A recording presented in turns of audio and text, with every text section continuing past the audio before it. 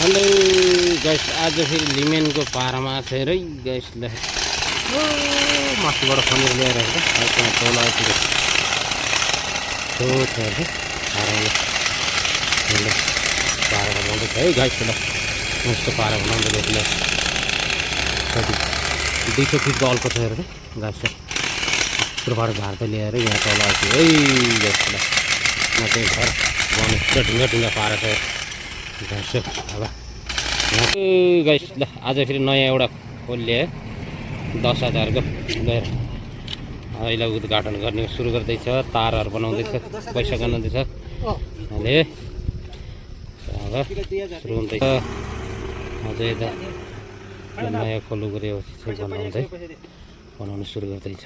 बाट दम खन्नुपर्छ गाइस हो।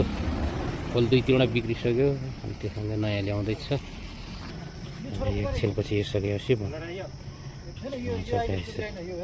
फेरि नयाँ पुरानो बनाउनु जान्दैछ। 2टा खोल दोकानमा राखेको छ बनाउनुलाई। अहिले जान सुरु गर्दैछ है। 12 बज्यो खाना खाँदैछ। घरगाउँले त अन्डा र रायोको साग ल ल कसरी खान्छ गाईले घाँस खान्छ त या आमा के गरेर खा या आमै ल यो त मूर्ख भएर चाहिँ कहाँ रोक लाग्ने? यो झुट बोल्यो अहिले। ल घाँसै त खाएर भात सक्छ। ल ल ल ल खा बाबु खा छोरा देख्छ ल ल अब आमा अब आमा या अब अब अब आमो अब आमो के आचम गरेको या अब अब अड्किला अब आमा अब ल अब अड्क्यो मरि पनि हामी बर्बाद हुन्छ है। नगरे त्यस्तो अब आस्ता आस्ता आस्ता कहाँ बुझेर ल्याउने अब या अब गाईले घाँस खाँदै त अब आमो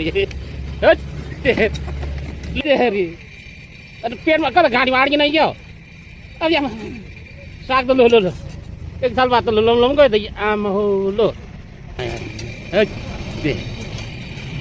अब मामुली खतरा होइन है। अब ल ल ल है तेरो मुछक भयो खाएको छोरा ज्यान लाग्छ।